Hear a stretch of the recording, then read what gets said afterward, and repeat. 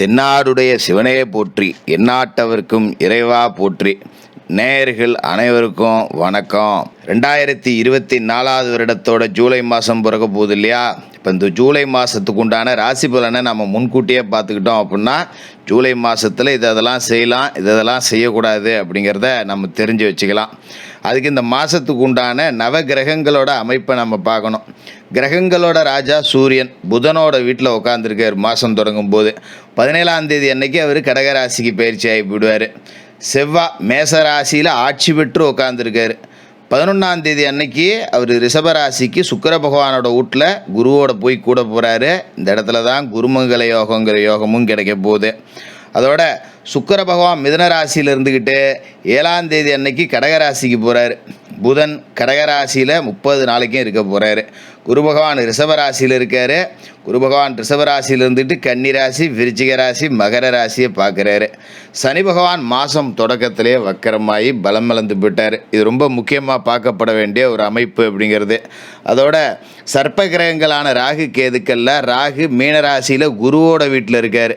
கேது புதனோட வீட்டில் கன்னி ராசியில் இருக்கார். இதில் கேதுவை குரு பார்த்து புனிதப்படுத்தி விட்டுறாரு. அப்போ இந்த கேதுவால் எந்த பிரச்சனையும் யாருக்கும் வரப்போகிறதில்ல. ராகு மீனத்தில் குரு மாதிரி உட்காந்துக்கிட்டு என்ன செய்ய போகிறாரு, சனி வக்கரமாகி என்ன செய்ய போகிறாரு அப்படிங்கிறது எல்லாத்தையுமே நம்ம ரொம்ப துல்லியமாக பார்க்கணும். இந்த மாதத்தில் புதாதித்ய யோகம் இருக்குது, புத சுக்கிர யோகம் இருக்குது. எல்லாத்தை விட முக்கியம் குருமங்கல யோகங்கிற ஒரு அற்புதமான யோகமும் இருக்குது. இது எல்லாம் சேர்ந்து உங்களுக்கு என்ன கொடுக்க போகுது அப்படிங்கிறத பார்த்துருவோம். கும்பராசி நேயர்களே, உங்களுக்கு இந்த ஜூலை மாதம் எப்படி இருக்குது அப்படின்னு பார்த்தோம்னா, மாத தொடக்கத்திலே ராசி அதிபதி வக்கரம். சனி பகவான் ராசிக்குள்ளேயே இப்போ வக்கரம் அடைஞ்சிருக்காரு. ராசிக்கு அதிபதியும் அவர் தான், விரயஸ்தானத்துக்கு அதிபதியும் அவர் தான். விரயஸ்தானத்துக்கு அதிபதி வக்கரமாகி பலம் இழக்கிறார் அப்படிங்கிறது நன்மை தான். அதே நேரத்தில் ராசிக்கும் ஒரே அதிபதி அப்படி வக்கரம் அடைகிறார் அப்படிங்கிறது நமக்கு கொஞ்சம் உடல் பிணையவும் கொடுக்கும். ஏன்னா பலம் இழந்து போகிறோம் இல்லையா? அதனால் லேசாக உடல் சோர்வு, அப்பப்போ சின்ன சின்ன உடல் உபாதை, அர்ஜெண்ட்டாக ஒரு வெளியூருக்கு போகணுன்னாலும் உடல் ஒத்துழைக்காது. இங்கேருந்து எவன்டா அவ்வளோ தூரம் போகிறது அப்படிங்கிற மாதிரி கொஞ்சம் ஒரு சோம்பல் இருக்கும் எதுலேயுமே. சனி பகவான் மந்தன் இல்லையா? அவரே கொஞ்சம் மெதுவாக போகக்கூடிய கிரகம் தான். எல்லா கிரகத்தை விட பார்த்தீங்கன்னா ரொம்ப மெதுவாக நகரக்கூடிய கிரகம் சனி பகவான் தான். 2.5 வருஷத்துக்கு ஒருக்க தான் ராசி மாறுவார். அப்படிப்பட்ட சனி பகவான் இன்னும் பலம் இழக்கிறார். அப்படிங்கும்போது ரொம்ப மெதுவாக தான் செய்வீங்க ஒரு வேலையை. எதை எடுத்தாலும் நாளைக்கு பார்த்துக்கலாம், இன்னொரு நாளைக்கு பார்த்துக்கலாம் போ அப்படிங்கிற மாதிரியே தான் இருக்கும். ஒரு வேலையோட முக்கியத்துவம் உங்களுக்கு புரியும், ஆனால் அதை செய்யறதுக்கு உடல் ஒத்துழைக்காது. இதனால் பார்த்தீங்கன்னா வேலை செய்யக்கூடிய இடத்துல ஓப்பி அடிக்கிறவன், சோம்பேறி, ஒரு வேலைக்கு லாய்க்கு இல்லாதவன் அப்படின்னு பேர் எடுத்துருவீங்க. அதில் கொஞ்சம் கவனமாக இருக்கணும். நம்ம சோம்பலை கொஞ்சம் புறந்தள்ளிட்டு சரி போ எதாக இருந்தாலும் பார்த்துருவோம் அப்படின்னு வேலையை தொடங்கிட்டிங்கன்னா அதன் பிறகு முடிச்சிருவீங்க. இந்த தொடக்கம் தான், ஸ்டார்டிங் பிரச்சனை மட்டும்தான் வந்துக்கிட்டே இருக்கும். அதில் கொஞ்சம் நாம் கவனம் செலுத்திக்கிறோம். சரிப்போ நம்ம வேலை என்றைக்கா இருந்தாலும் நாம் தானே செஞ்சாகணும், அதுக்கு எதுக்கு கெட்ட பேர் எடுத்துக்கிட்டு இன்றைக்கே செஞ்சு முடிச்சுட்டு போவோம்போ அப்படின்றணும். அதுமாதிரி படிக்கக்கூடிய மாணவர்களும் அன்னன்னைய பாடங்களை அன்னன்னைக்கே படித்து போடணும். நாளைக்கு பார்த்துக்கலாம், நாளான்னைக்கு பார்த்துக்கலாம், இன்னும் 2 நாள் கழித்து பார்த்துக்கலாம், இந்த வேலையெல்லாம் வச்சுக்கவே கூடாது. அதில் ரொம்ப கவனமாக இருந்துக்கணும். அதே நேரத்தில் உங்களோட ராசிக்கு 4வது வீட்டில் குரு பகவான் இருக்கார். அர்த்தாஷ்டம குரு, அம்மஞ்சல்லிக்கு பிரயோஜனம் இல்லாத இடத்துல தான் குரு போய் உட்காந்துருக்காரு. ஆனால் குரு இருக்கிற இடத்த பால்படுத்துவார், பார்க்குற இடத்த சிறப்பாக கொண்டு வருவார். அப்படிங்கிற அடிப்படையில் குரு பகவான் 4வது இடத்துல இருக்கும்போது அவரோட பார்வை ராசிக்கு 8, 10, 12 இந்த 3 இடத்துலையும் உழுவுது. இந்த குரு பார்வை 8ஆம் இடத்துல உழுவும்போது என்ன செய்யும்? 8ஆம் இடம் அப்படிங்கிறது ஆயுள் ஸ்தானம், அஷ்டமஸ்தானம், முக்கியமான ஒரு இடம் அப்படிங்கிறதா 8ஆம் இடம். அங்கே குரு பார்வை பதியுது. அப்படிங்கிறதால உங்களுக்கு கொஞ்சம் உங்களோட உசுரை பற்றின பயம் இருந்திருக்கும். ராத்திரியில் படுத்தா தூங்கி இருந்திருக்க மாட்டீங்க. அதனால் என்னமோ நமக்கு ஆயிடுமோ அப்படின்னு, எங்கேயாவது யாருக்காவது ஒரு விபத்து அப்படின்னு ஏற்பட்டால் நம்ம வண்டியில் போகிறப்ப கை காலெலாம் நடுக்கும். இது வேற என்னடா இத்தனை வண்டி குறுக்கு முறுக்குன்னு வரானோ, நம்மளை இடிச்சு விடுவானோ போல இருக்கே அப்படின்னு. எங்கேயாவது யாருக்காவது ஒரு மாரடைப்பு அப்படின்னு கேள்விப்பட்டால் ராம்புடி நம்ம முழிச்சிட்டு உட்காந்துருப்போம். என்னடா கை காலெலாம் வலிக்கிறாப்புல இருக்குது, வேர்க்கிறாப்புல இருக்கே அப்படின்னு சொல்லிட்டு ஃபோனை எடுத்து நோண்டி பார்க்குறது. இப்படிலாம் இருந்தால் ஏதாவது அறிகுறி இருக்குமா அப்படின்னு சொல்லிட்டு ஃபோனில் எடுத்து பார்க்குறது.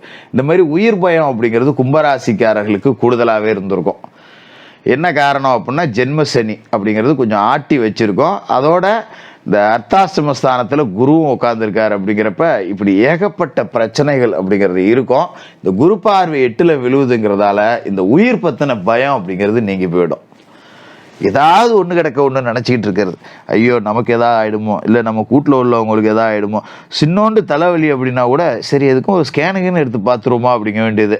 மற்ற நேரத்தில் பார்த்தீங்கன்னா தைரியசாலிகளாக இருப்பீங்க. லேசாக ஒரு தைலம் கூட தேய்க்கிறது இல்லை. ஆமாம் தலை வலிச்சா வலிச்சிட்டு போய் தூங்குனா சரியாக போகும்போ அப்படின்னு. இப்போ இந்த காலகட்டத்தில் எதுக்கெடுத்தாலும் பயம். முணுக்குன்னா ஆஸ்பத்திரிக்கு ஓடணும். 5000 10,000 செலவு பண்ணி ஒன்றுக்கு போகாத விஷயத்துக்கு எல்லா செக்கப்பும் எடுத்து பார்க்கக்கூடிய அளவுக்கு பயம் இருந்திருக்கும். அது சரியாயிடும், கவலைப்பட வேணாம். அதுமாரி 10ஆம் இடத்துல குரு பார்வை விழுது. தொழில் நல்லாயிருக்கும். குறிப்பாக பார்த்தீங்கன்னா கும்பராசிக்காரர்களுக்கு கொடுக்கல் வாங்கல் தொழில் அப்படிங்கிறது ரொம்ப நல்லாயிருக்கும். ஒரு ஃபைனான்ஸ் வச்சுருக்கேன், இல்லைனா ஒரு சிட்பண்டு வச்சுருக்கேன், வட்டி தொழில் பண்ணுறேன், இந்த மாதிரி இருக்கிறவங்களுக்கு கொஞ்சம் வராப்பணம்லாம் நல்லபடியாக வரும். கொடுக்கல் வாங்கல் வட்டி வசூல்லாம் ரொம்ப சரியாகவே நடக்கும். அதுமாரி ரியல் எஸ்டேட் சம்மந்தமான தொழில் செய்யக்கூடியவர்களுக்கும் நல்லாயிருக்கும். எதனால் இதை சொல்கிறேன் அப்படின்னா, ராசிக்கு 4வது வீட்டில் குரு இருந்தாலும் செவ்வாய் போய் அவரோட சேர்ந்துடுறாரு 11ஆம் தேதி. 4வது வீட்டில் குருமங்கல யோகத்தை கொடுக்குறாரு. பூமிகாரகன் செவ்வாய். அவர் குருவை புனிதப்படுத்தி குருமங்கல யோகத்தை கொடுத்துட்றாரு இல்லையா. அதனால் இடம் வாங்கலாம், இடம் வைக்கலாம், வீடு கட்டலாம், கட்டின வீட்டை பழுது பார்க்கலாம், இல்லை வீடு வாங்கலாம். இந்த மாதிரியான வேலைகள் எல்லாமே செய்யலாம். அதுமாதிரி போர் போடுறது, இல்லை போர்வெல் வச்சிருக்கிறது, விவசாயம் செய்கிறது, இந்த மாதிரி பூமி சார்ந்து செய்யக்கூடிய தொழில்கள் எல்லாமே கொஞ்சம் நல்லாயிருக்கும். ஆனால் கடுமையாக உழைக்கணும். சோம்பல் பார்த்தா எதுவுமே அம்மஞ்சல்லிக்கு பிரயோஜனம் இல்லை அப்படிங்கிறத புரிஞ்சு நடந்துக்கணும். அப்படி ஒரு யோகா அமைப்பு அப்படிங்கிறது இருக்குது. அதுமாரி பார்த்திங்கன்னா உங்களோட ராசிக்கு 5வது வீட்டில் சூரிய பகவான் இருக்கார், சுக்கிர பகவான் இருக்கார், புதன் 6வது வீட்டில் இருக்கார். 17ஆம் தேதி அன்னைக்கு சூரியனும் கிளம்பி 6வது வீட்டுக்கு போகிறாரு. 7ஆம் தேதி சுக்கிரனும் கிளம்பி 6வது வீட்டுக்கு போகிறாரு. அப்போ 6வது வீட்டில் புத சுக்கிர யோகம், புத ஆதித்ய யோகம் இருக்குது. அப்படிங்கிறதால கொஞ்சம் இந்த நோய், கடன், பகை, எதிரிகள் இது எல்லாமே குறையும். உடம்புல இருந்த வியாதி, குறிப்பாக ஜென்மசனி காலகட்டத்தில் அல்சர் பிரச்சனை இருக்கும். தொண்டையில் புண்ணு, வயிற்றில் புண்ணு, சின்ன செரிக்கல, கேஸ்ட்ரிக் பிரச்சனை, அங்கங்கே பிடிக்குது, குனிய முடியல, ஒரு படிக்கட்டு ஏற முடியல, மூச்சு வாங்குது, இந்த மாதிரிலாம் இருந்திருக்கும் இல்லையா. அது இந்த மாதத்தில் குறையும். ஒரு நல்ல மருத்துவரை பார்த்து எத்தனை இடத்துல காமிச்சேன் சரியாகலைன்னு சுற்றிக்கிட்டு இருக்கிற நேரத்தில் ஒரு நல்ல மருத்துவரை சந்திச்சிருவீங்க. அவர் மூலியமாக கொஞ்சம் குணமடைஞ்சிரும். ஒரு பெரிய சந்தோஷத்தை கொடுக்கும். அப்பாடா ஒரு நல்லது கெட்டது கூட திங்க முடியலடா, இப்போ தான் கொஞ்சம் தேவலாம், ஒரு ஏப்பம் கூட வெளில சாப்பிட்டா இப்போ தான் வருது அப்படிங்கிற மாதிரி நீங்களே அதை உணர தொடங்கிடுவீங்க. இந்த புத சுக்கிர யோகம், புத ஆதித்ய யோகம் உங்களுக்கு நன்மைகளை கொடுக்கும். அதேமாரி கொஞ்சம் கடங்கண்ணி இருந்ததுன்னா அடைச்சி விடலாம். ஏன்னா விரேசனி காலகட்டத்தில் நீங்கள் கடந்து இப்போ ஜென்மசனிக்கு வந்துருக்கீங்கிறப்ப கண்டிப்பாக கடன் இருக்கும். கோடீஸ்வரனாக இருந்தாலும் பேங்கில் லோன் போட்டாவது கடன் வச்சுருப்பான். அந்த மாதிரி அடைக்க முடியாத கடன் அப்படிங்கிறதெல்லாம் இருக்கும் பார்த்தீங்களா, அதை அடைப்பீங்க. நானும் எத்தனையோ லட்சம் கடன் வாங்கினையா, எல்லாத்தையும் அடைச்சி விட்டேன். ஒருத்தட்ட 10,000 வாங்கினேன், அதை கொடுக்கவே முடியல, சரியான தத்திரியை முடிச்சவனாக இருப்பான் போல இருக்குது, அந்த கடன் மட்டும் அடையவே மாட்டேங்குது அப்படின்னு இப்படி அடைக்க முடியாத கடன் இருக்குது பார்த்தீங்களா. அதையெல்லாம் இந்த மாதத்தில் பைசல் பண்ணிடுவீங்க. அது மாதிரி எதிரிகள் அப்படிங்கிறவங்க இருக்க மாட்டாங்க. நம்மளை சுற்றி கொஞ்சம் நமக்கு நல்லது செய்யக்கூடியவங்க, நமக்கு நல்லது நினைக்கக்கூடியவங்க மட்டும்தான் இருப்பாங்க. இந்த கூட இருந்துட்டு முதுகில் குத்துற துரோகிகள் யாரும் பக்கத்துலலாம் இருக்க மாட்டாங்க. ஒரு இடத்துல வேலை செஞ்சாலும் கூட சக ஊழியர்கள், மேலதிகாரிகளோட ஆதரவு அப்படிங்கிறது உங்களுக்கு இந்த மாதத்தை பொறுத்த வரைக்கும் திருப்திகரமாக இருக்கும். குடும்பஸ்தானத்தில் ராகு இருக்கார். மனைவிக்கு கொஞ்சம் குடைச்சலை கொடுப்பார். ஆண்களாக இருந்தால் மனைவிக்கு, பெண்களாக இருந்தால் கணவருக்கு உடல் உபாதைகள் அப்படிங்கிறது இருந்துக்கிட்டே இருக்கும். இப்போ ஒரு இணையம் இருக்குது, கணவனோ மனைவியோ ஒரு ஆப்ரேஷன் பண்ணியிருந்திருக்கலாம் கடந்த காலகட்டத்தில், ஒரு 2 மாதத்துக்குள்ளே பண்ணியிருந்துருக்கணும். அப்படி இல்லைன்னா இப்போ பண்ண வேண்டிய ஒரு சூழல் அப்படிங்கிறது இருக்கும். அவங்க படுத்த படுக்கையாக இருப்பாங்க, மருந்து மாத்திரை வாங்கிட்டு அலையணும், வீட்டு வேலைக்கே ஒரு ஆள் வச்சுக்கணும் போல இருக்குது. இல்லாட்டி நம்ம எல்லா வேலையும் லீவு போட்டு வீட்டு வேலையை பார்க்குற மாதிரி இருக்கும். புள்ள குட்டியோ இந்த நேரத்தில் கொஞ்சம் ஆதரவாக இருக்காது. அது தேசைக்கு ஒன்றா ஓடும். நமக்கு உடம்பு சரியில்லைன்னா பச்சை தண்ணி கொடுக்க கூட ஆள் இல்லை, இவ்வளவு சொத்து சேர்த்து வச்சு என்ன பிரயோஜனம் அப்படிங்கிற மாதிரி புள்ளியோலை பற்றியோ கொஞ்சம் சலிப்பு அப்படிங்கிறதும் உங்களுக்கு தட்டும்.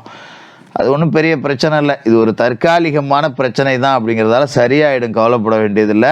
தினமும் குளிச்சுட்டு குலதெய்வ வழிபாடு செய்யுங்க. செவ்வாய் சனிக்கிழமையில் மாமிச உணவுகளை தொட்டே பார்க்கக்கூடாது, அதில் ரொம்ப ஜாக்கிரதையாக இருந்துங்க.